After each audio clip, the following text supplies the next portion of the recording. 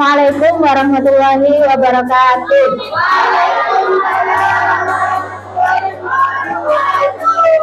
Kata ulangi satu kali lagi ya, soalnya yang di pojok sana tadi masih ngobrol sendiri ya. Oke, yang kompak ya. Assalamualaikum warahmatullahi wabarakatuh.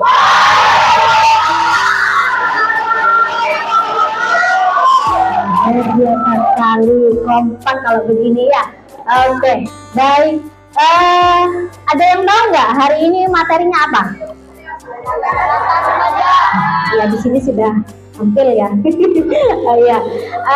Pada kesempatan kali ini, oh ya, sebelum kakak menyampaikan materi, ibarat pepatah itu ada istilah tak kenal maka tak sayang, begitu, betul nggak?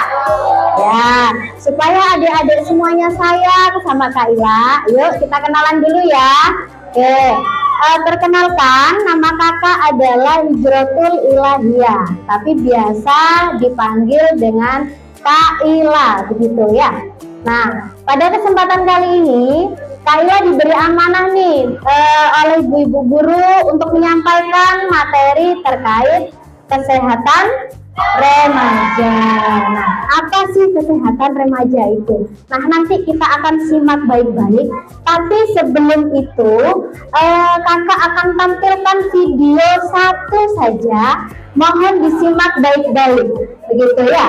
Nah, nanti setelah kakak tampilkan video, kakak ingin satu saja dari adik-adik semua untuk menyampaikan kesimpulan apa sih dari video yang telah ditampilkan oleh kakak Ila, begitu. Mohon izin, boleh apa videonya?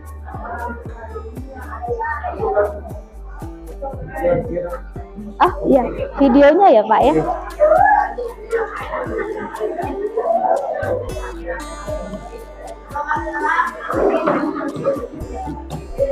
Coba diperhatikan ya video yang ditampilkan di layar.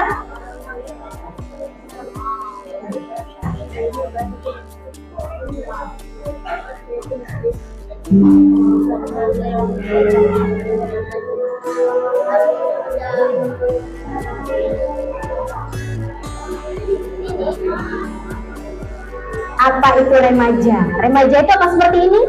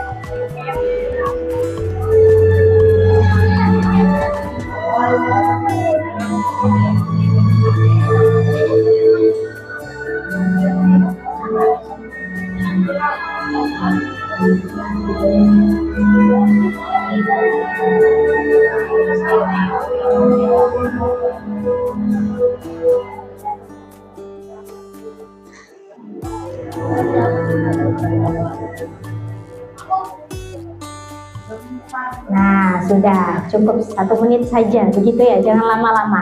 Dari cuplikan video tadi, adakah yang bisa menyimpulkan apa itu definisi dari remaja? Remaja itu apakah seperti yang telah ditayangkan video tadi? Yang melakukan pergaulan bebas? Melakukan free sex? Menggunakan narkoba? Apakah seperti itu? Coba saya ingin tahu satu saja, kakak ingin tahu satu saja yang bisa mendefinisikan apa itu remaja. Yang di belakang tadi angkat tangan, ayo mungkin maju ke depan.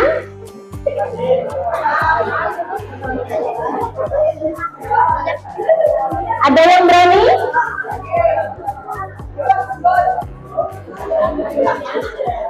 Ada yang berani ke depan untuk mendefinisikan apa itu remaja?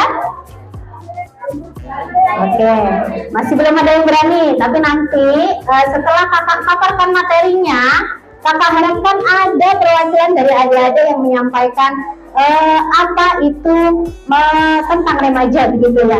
Oke, selanjutnya. Oke.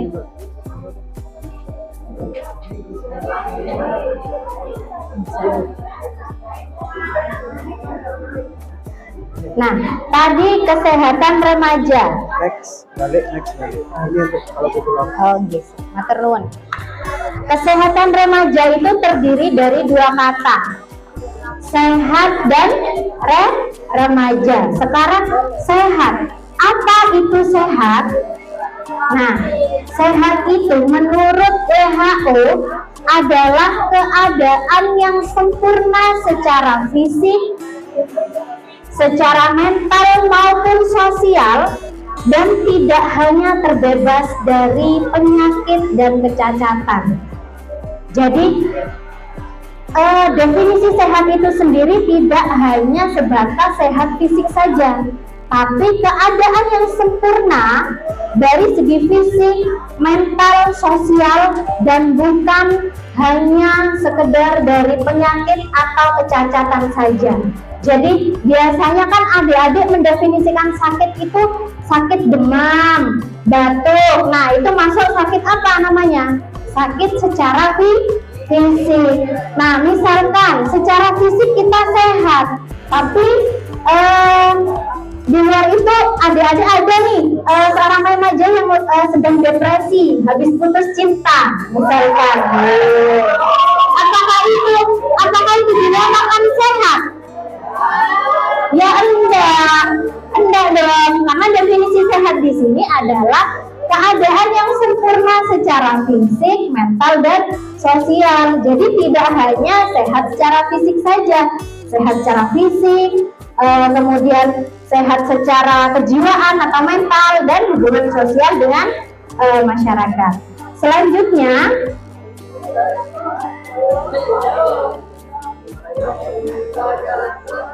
ada istilah remaja. Nah, tadi kan video yang sudah kakak paparkan tadi itu adalah perilaku remaja yang sering kita temui pada zaman saat ini, begitu ya. Nah, remaja sendiri apa sih definisi dari remaja? Remaja itu adalah manusia yang dalam masa peralihan dari masa kanak-kanak menjadi manusia yang dewasa. Biasanya rentan usianya itu adalah usia 10 hingga 18 tahun. Nah, di sini rata-rata usianya berapa nih? Nah, masuk remaja atau bukan? Masuk ya, sudah masuk remaja. Karena rentan usia remaja itu di usia 10 sampai 18 tahun. Nah, kemudian apa yang terjadi pada remaja? Biasanya ketika memasuki usia remaja akan terjadi dua perubahan. Di sini ada perubahan secara fisik dan perubahan secara psikis. Contohnya, perubahan secara fisik yang dialami oleh para remaja yaitu apa? Yang bisa kita lihat secara fisik. Kalau laki-laki dikatakan sudah remaja kalau sudah tumbuh jagung. Apalagi? Suaranya membesar. Apalagi? Mimpi basah katanya tadi. Ya. Terus apalagi?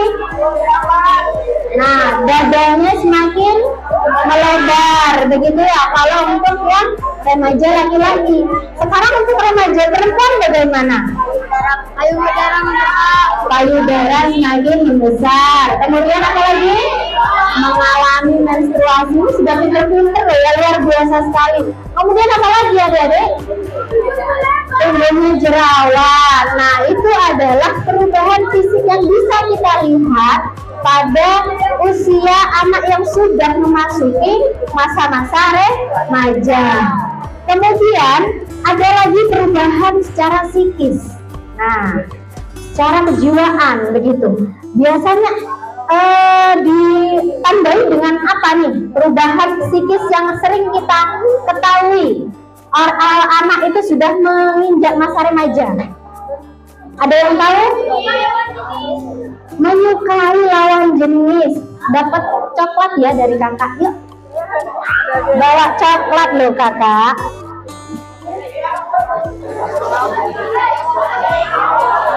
Sini yang jawab sini yo. Oke, tepuk tangan dulu. Ada lagi yang bisa ngasih contoh perubahan psikis? Apa lagi? Egonya yang tinggi. Remaja itu cenderung memiliki ego yang tinggi, kurang bisa mengatur emosi, ya enggak? Tidak bisa memikirkan diri sendiri dan melakukan sesuatu tidak dipikir resiko ke depannya, ya enggak sih? Biasanya remaja seperti itu, gitu ya. Oke, selanjutnya. Nah, tema kita kan di sini tentang kesehatan remaja tuh. Nah, mengapa sih perlu diperhatikan tentang kesehatan remaja? Biasanya pada masa remaja itu terjadi perubahan baik fisik maupun psikis yang menyebabkan remaja itu dalam kondisi rawan pada proses pertumbuhan dan perkembangannya. Ditunjukkan dengan rasa ingin tahu yang besar. Biasanya remaja kan ingin tahunya besar, ingin coba-coba begitu ya. Aku pengen tahu rasanya rokok itu gimana sih? Kok kayaknya enak ya, gitu ya. Nah, biasanya rasa ingin tahu bereksperimen, berpetualang, dan mencoba bermacam tantangan. Selain cenderung berani mengambil resiko tanpa pertimbangan matang terlebih dahulu. Benar apa benar? Nah, biasanya masa-masa remaja itu masa-masa rawan. Masa-masa ingin mencoba sesuatu hal yang baru. Pengen merokok, pengen ngerasain narkoba, pengen ngerasain pergaulan dengan anak-anak yang nakal. Bener gak sih? Kalau remaja itu biasanya aku ini pengen kumpul sama geng motor, biasanya gitu ya. Misalkan aku pengen kumpul sama anak-anak geng motor biar kelihatan keren. Ya enggak? Mesti pikiran remaja seperti itu. Oke, lanjut.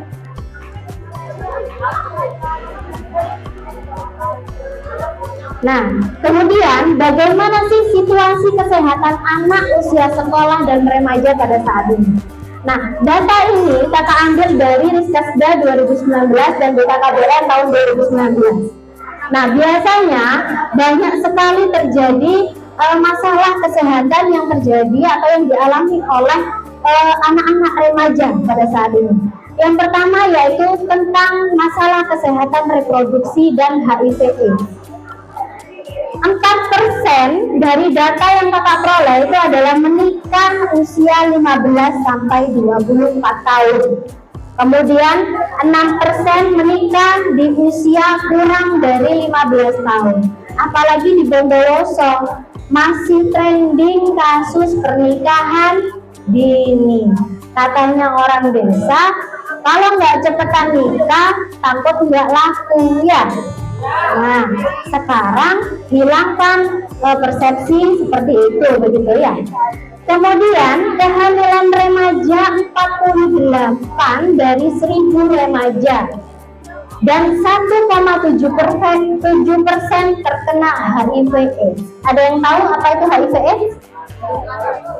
Penyakit menular, bisa melalui hubungan seksual, karena free sex, karena pergaulan bebas, atau bisa karena berganti-ganti jarum suntik karena penggunaan narkoba. Nah, ini biasanya diderita oleh orang-orang yang memang suka melakukan pergaulan bebas, begitu ya. Sampai saat ini penyakit HIV/AIDS itu masih belum ada obatnya. Meskipun ada obatnya, itu hanya untuk bisa mengendalikan virusnya saja, hanya memperlambat kematian saja, begitu ya. Oke. Yang kedua adalah kekerasan, masalah kekerasan. Banyak sekali sekarang itu kekerasan atau bullying yang biasanya nama kerennya bullying ya. Bullying. Nah, bullying itu ada dua. Ada bullying yang verbal dan non verbal. Jangan anggap hanya mengolok-olok temennya sehingga temennya itu sakit hati, itu bukan bullying. Nah, itu juga masuk bullying. Karena bullying itu ada dua. Ada bullying secara verbal dan non verbal. Bisa berupa kekerasan secara fisik dan kekerasan secara verbal atau dengan kata-kata. Oh, celeng gitu. Nah, itu masuk bullying itu. Begitu ya, tidak boleh ya. Nah, kakak yakin adik-adik di SMP 5 ini tidak ada yang melakukan bullying. Oke. Selanjutnya, kesehatan jiwa. Halo. Ayo fokus yuk, fokus. Nah, kesehatan jiwa. Nah, kesehatan jiwa di sini 6% itu mengalami depresi. Kata siapa remaja itu tidak pernah depresi, tidak mengalami depresi. Bukan hanya orang tua saja yang mengalami depresi, tapi remaja itu juga bisa loh merasakan depresi karena tadi diolok-olok sama temennya. Akhirnya apa dampak yang dirasakan? Setelah dibully sama temennya, diolok-olok, murung, terus gak semangat sekolah, itu juga termasuk depresi, begitu ya. Habis putus dari pacarnya, ya. Nah, depresi. Nah, itu termasuk gangguan kesehatan jiwa. Kemudian 10%-nya adalah gangguan mental dan emosional. Jadi masalah kesehatan jiwa itu tidak hanya dialami sama orang gila-gila yang ada di jalanan, bukan ODGJ aja ya. Jadi masalah depresi, kemudian gangguan mental, kita yang harusnya bahagia, melakukan aktivitas secara bahagia, kita nggak bahagia, kita sedih terus. Nah, itu juga termasuk masalah kesehatan jiwa. Selanjutnya masalahnya yaitu kebersihan diri. Biasanya remaja itu tidak memperhatikan kebersihan dirinya sendiri. Betul apa betul? Nah, 92,6% itu usia 5-9 tahun mengalami karies. Ada yang tahu karies itu apa? Ayo, yang bisa jawab nanti dapat hadiah lagi. Bukan kurang gizi. Karies itu apa? Ada yang tahu yang giginya bolong di depan, hitam-hitam, itu istilahnya apa ya? Kalau orang Madura sebutnya apa ya? Oh ya, ligili itu. Nah, karies itu ligili. Nah, itu contoh bagi remaja yang tidak memperhatikan kebersihan atau kesehatan gigi. Nah, biasanya berapa kali sih kita itu sikat gigi? Yang benar berapa kali? Ada yang bilang 3, ada yang bilang 2, yang betul kasih hadiah, ayo.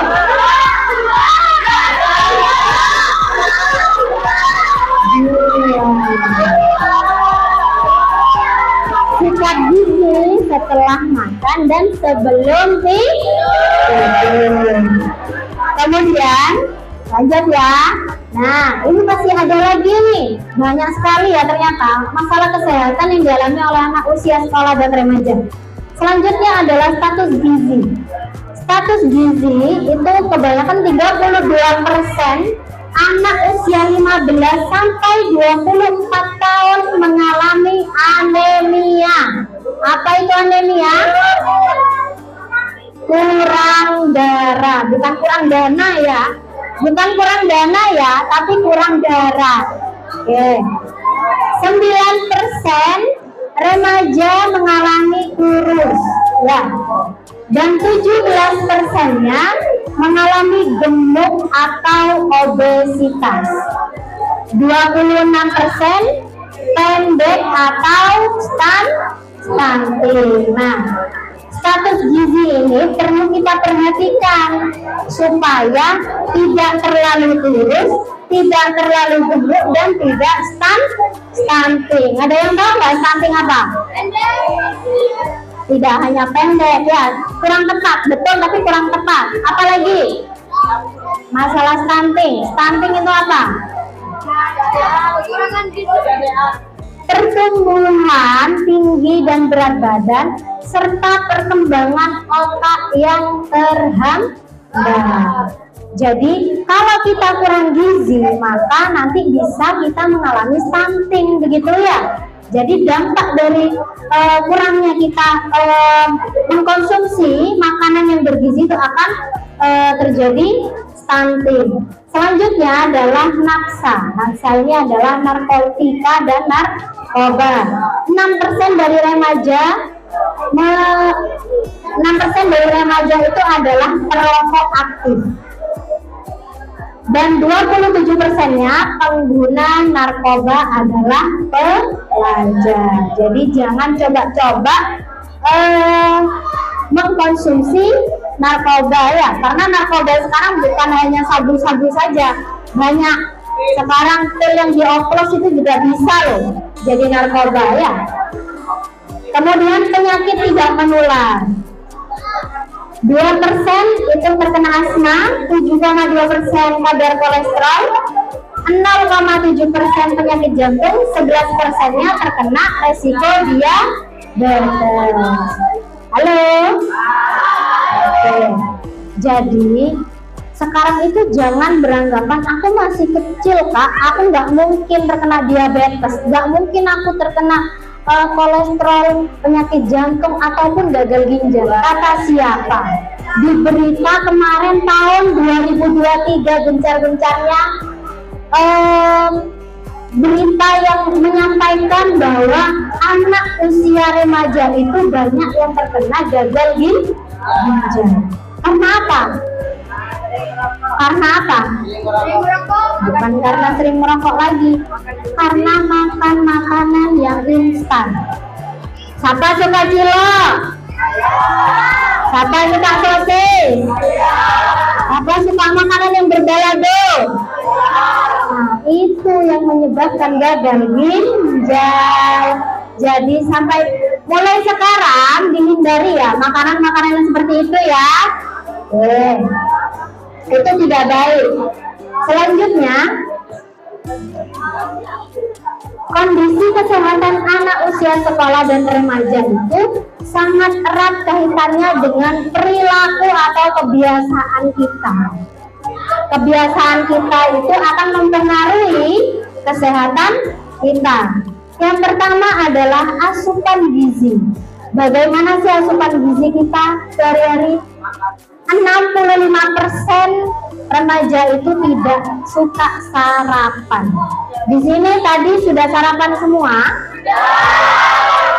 Nah, diusahakan berangkat sekolah itu harus sarapan. Kemudian 97% kurang konsumsi sayur dan buah. Masih ada yang nggak suka sayur dan buah? Biasanya cowok-cowok ini yang nggak suka sayur ya. Mulai sekarang diterapkan untuk menyukai konsumsi serat ya, seperti buah dan sayur. Misal tidak suka sayur boleh diganti buah, begitu ya. Tapi lebih baik dikonsumsi dua-duanya.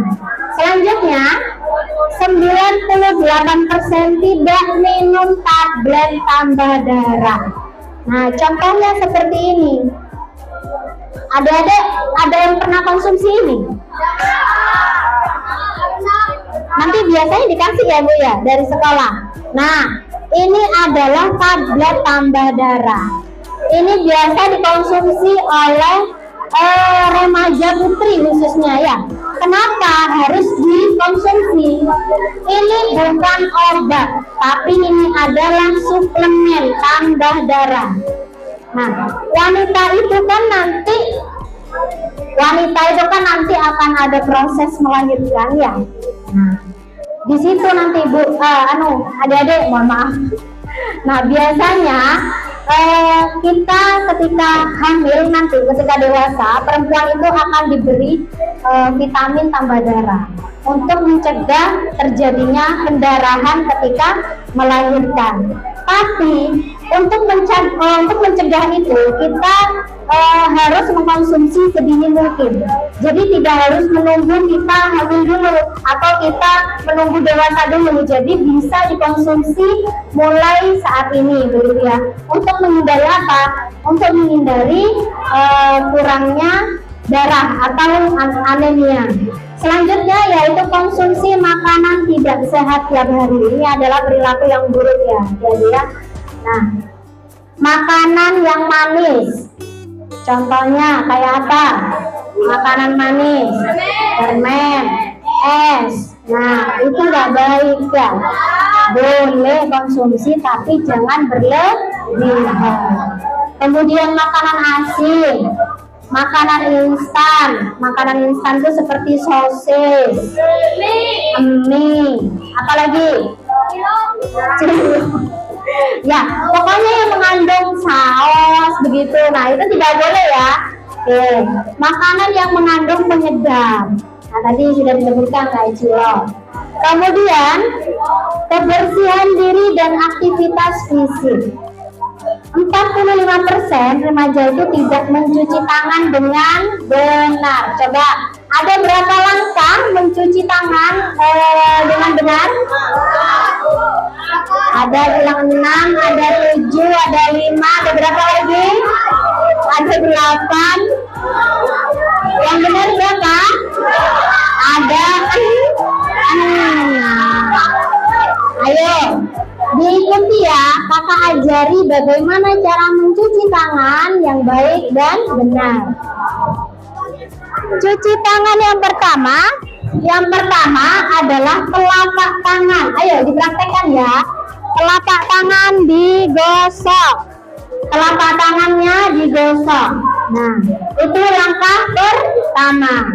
Langkah kedua, punggung tangan digosok dan dengan sela-sela jari. Jadi begini. Ini langkah kedua. Oke. Langkah kedua, punggung tangan digosok dengan sela-sela jari. Selanjutnya dibalik. Menggosok telapak tangan dengan sela-sela jari. Jadi sela-sela jarinya. Ini yang nomor 3 ya. Nomor 3. Yang keempat ada yang tahu? Mengunci. Posisi tangannya mengunci. Jadi digosok seperti ini. Oke. Itu langkah yang ke berapa tadi? Ketiga atau keempat? Nah, selanjutnya gosok begini. Jempol diputar-putar. Gantian kanan kiri. Oke. Selanjutnya tangan kanan dikuncupkan dan ditempelkan ke tangan kiri seperti ini. Oke, gantian ya, gantian posisi tangan kanan dan tangan kiri. Jadi seperti ini ya. Oke, jadi ada berapa langkah? Ada 6 langkah mencuci tangan dengan sabun. Jangan hanya cuci tangan dengan air karena nanti kumannya nggak mati ya. Nah, kuman itu hanya bisa mati dengan sabun. Selanjutnya 98% tidak sikat gigi sesuai dengan waktu yang dianjurkan. Tadi ada berapa waktu? Dua kali ya dalam sehari. 57%-nya kurang aktivitas fisik. Selanjutnya, masalah kesehatan selanjutnya adalah kesehatan mental dan emosional. Biasanya 65% remaja itu merasa orang tuanya tidak mengerti dan tidak memahami kondisi yang saat itu remaja alami begitu. Nah, biasanya ini berhubungan atau erat kaitannya dengan egonya remaja yang tinggi begitu ya. Oke. Misalkan, mak aku minta lama minta ditambah mak, minta ditambah apa namanya uang sakunya mak. Emaknya bilang udah cukup 5.000 aja. Nah, gitu aja sudah berpikiran, oh Mike gak ngerti sama saya, kan gitu ya. Biasanya remaja itu seperti itu. Kalau sesuatu yang diinginkan tidak dituruti, mereka merasa bahwasanya orang tua itu tidak mengerti kondisi anak seperti itu. Kemudian 20%-nya merasa pernah dibully dan 5% pernah merasa ingin bunuh diri. Seperti itu. Selanjutnya, masalah yang selanjutnya adalah perilaku merokok, alkohol dan di jalan raya. 22% remaja itu pernah merokok. Di sini ada yang merokok enggak? Ayo jujur, ada yang merokok enggak?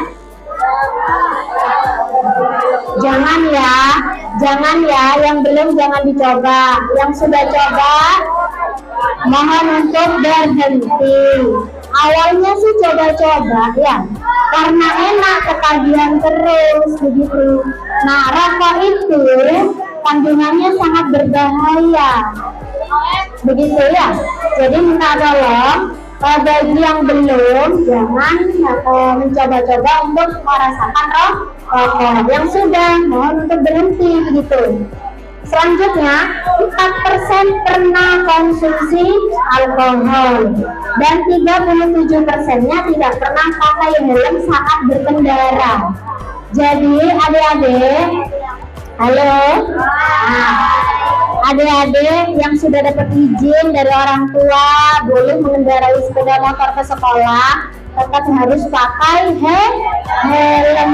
Meskipun rumahnya saya cuma sini bu, cuma di Duko, nggak apa-apa harus pakai helm, karena helm itu tujuannya bukan hanya untuk menghindari dari cegatan polisi saja ya, tapi helm itu fungsinya untuk apa? Melindungi atau sebagai keamanan, melindungi kepala kita dari benturan. Kalau misal nanti nauzubillah misalkan jatuh begitu ya, jadi harus pakai helm. Selanjutnya yaitu masalah perilaku hubungan seksual. 5% remaja itu melakukan seksual pranikah dan 20%-nya melakukan insiden aborsi. Jadi remaja itu erat kaitannya dengan rasa ingin tahunya yang besar. Jangan berpikir kalau dengan melakukan free sex itu adalah keren. Nggak ada namanya orang yang pakai narkoba itu keren, minum alkohol itu keren, kemudian ikut geng motor, geng-gengan itu keren, kemudian melakukan free sex atau pergaulan bebas itu keren. Itu tidak keren sama sekali. Akibatnya apa? Dampaknya nanti penjenengan sendiri, nanti dampaknya ke adik-adik sendiri begitu. Nah, nanti dampaknya apa? Akan terjadi hamil di luar nikah. Kalau sudah hamil di luar nikah, bisa sekolah nggak? Nggak bisa, harus berhenti sekolahnya. Kalau sudah berhenti sekolahnya, depresi nggak? Aku biasanya punya teman, aku biasanya jam segini main-main sama teman, sekarang aku harus di rumah ngasuh anak begitu. Nah, sangat sayang sekali ya melewatkan masa-masa remaja. Sedangkan masa remaja itu sangat indah sekali, tergantung dari diri kita ya adik-adik ya. Kita mau melakukan hal yang positif atau yang negatif. Kalau rasa ingin tahunya besar, arahkan rasa ingin tahu itu ke hal-hal yang positif. Oke. Selanjutnya, kemudian apa yang perlu kita lakukan? Sekarang ada program GSS. GSS itu adalah Gerakan Sekolah Sehat. Nah, tujuannya GSS itu adalah untuk menciptakan lingkungan sekolah yang mendukung kesehatan fisik dan mental siswa melalui 5 pilar utama. Ada 5 poin atau 5 pilar utama dalam gerakan sekolah sehat. Apa saja itu? Yang pertama adalah pilar sehat bergizi. Nah, program GSS yaitu sekarang adik-adik harus menerapkan konsumsi air putih yang cukup. Minimal selama di sekolah itu konsumsi 2 gelas minimal ketika di sekolah. Tapi dalam 1 hari 1 malam berapa minimalnya konsumsi air putih? Berapa gelas? 8 gelas. Nah, jadi nanti harapannya kami dari Kakak Ila maupun Ibu Guru dan Bapak Guru ya, setelah ini adik-adik kalau pergi ke sekolah usahakan bawa tumbler atau botol minum yang sudah diisi, yang sudah terisi air dari rumah. Jadi harapannya apa? Supaya bisa memenuhi konsumsi air atau tubuh kita tidak terjadi dehidrasi. Selanjutnya, makan makanan yang bergizi dengan mengkonsumsi makanan seimbang. Makanan yang bergizi itu seperti apa? Apakah nasi campur mie itu makanan bergizi? Apakah nasi piring itu isinya nasi dan telur itu makanan bergizi? Apakah dinamakan makanan seimbang? Tidak.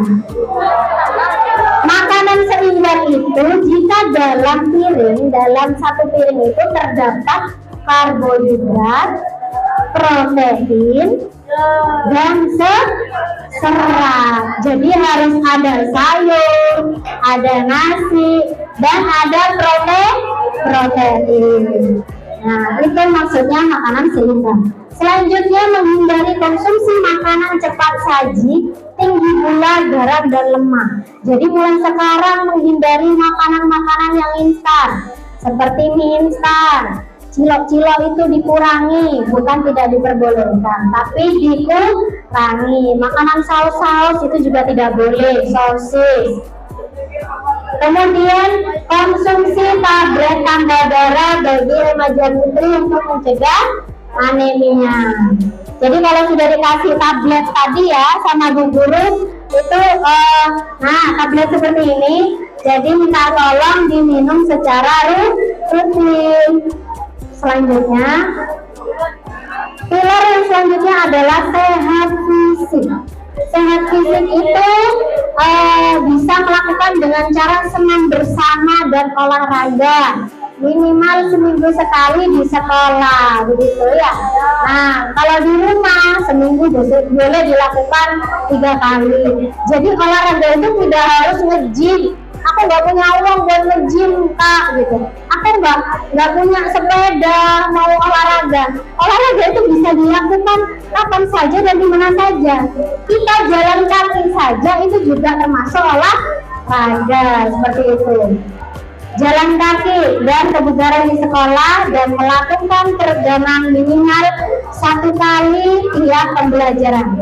Ada yang tahu bagaimana peregangan itu dilakukan? Jadi, halo, diperhatikan ya, peregangan itu dilakukan seperti ini. Jadi ketika adik-adik melakukan pembelajaran di sekolah, kan biasanya nulis terus tuh, kemudian tegang melihat menyimak Bu Guru menyampaikan materi. Nah, sesekali tangannya diginikan. Ayo dipraktekkan ya. Jadi begini. Nah, itu namanya peregangan atau begini ya. Nah, tidak perlu dilakukan di luar bangku, nggak apa-apa. Di tempat duduk pun bisa dilakukan ya. Nah, sesekali begini. Nah, itu adalah peregangan. Selanjutnya, pilar yang ketiga adalah sehat imunisasi. Jadi adik-adik jika ada kegiatan imunisasi di sekolah harus mengikuti kegiatan imunisasi lengkap bagi anak usia sekolah dalam bulan imunisasi anak sekolah atau BIAS. Selanjutnya, pilar yang keempat, sehat jiwa. Untuk memperhatikan kesehatan mental kita, apa yang harus kita lakukan? Mengikuti kegiatan sosialisasi kesehatan jiwa seperti sosialisasi tentang pencegahan penggunaan nafsa.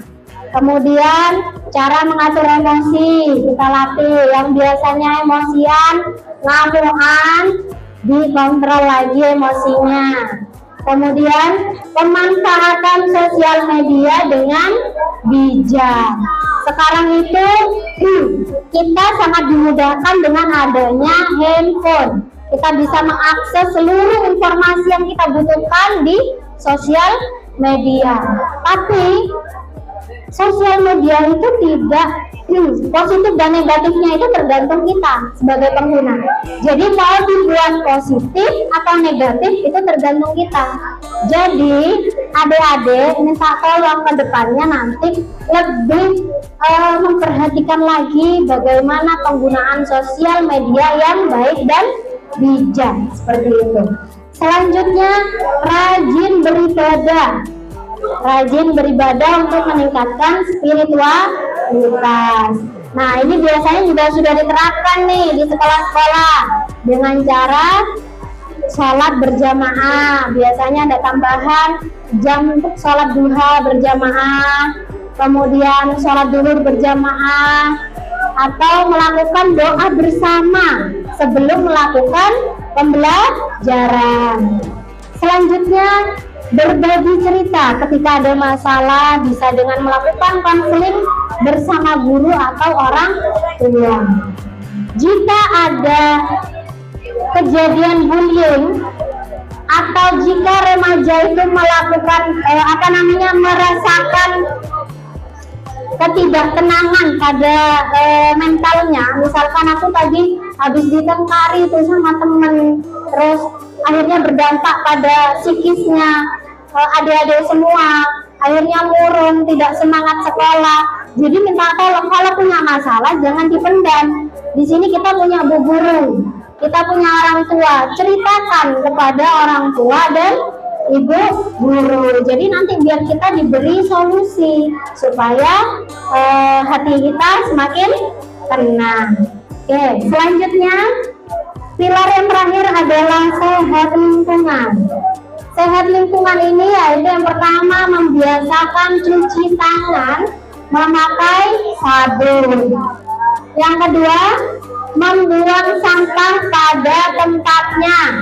Jangan ada yang buang sampah tidak pada tempatnya. Kalau bisa, harus bisa memisahkan mana sampah organik dan sampah anorganik. Ada yang tahu sampah anorganik apa? Ayo angkat tangan yang belakang. Apa? Sampah anorganik itu apa?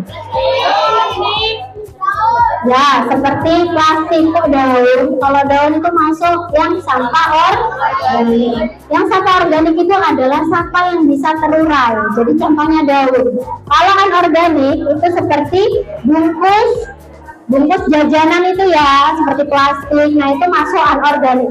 Jadi harapannya nanti adik-adik bisa memisahkan sesuai dengan jenis sampahnya, mana yang organik, mana yang anorganik. Selanjutnya, tidak merokok karena asap rokok itu dapat mencemari lingkungan. Terakhir, yaitu buang air kecil dan besar di toilet serta menjaga kebersihan toilet. Siapa di sini yang masih mandi dan buang air di sungai? Ayo. Ini pasti masih banyak nih yang masih mandi di sungai. Ayo angkat tangan. Nah, sebaiknya mandi dan buang air itu di kamar mandi, di toilet, tidak boleh di sungai. Oke, terima kasih. Itu saja materi dari Kak Ila. Mudah-mudahan apa yang kakak sampaikan bisa bermanfaat buat adik-adik semua. Amin. Barangkali ada yang mau ditanyakan adik-adik?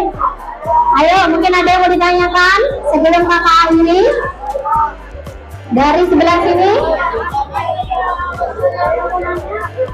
Dari sebelah sini ada yang mau ditanyakan? Ada. Sebelah sini? Sebelah sini? Oke. Oke, mungkin hanya itu yang dapat kami sampaikan. Kurang lebihnya mohon maaf. Wastabiqul khairat.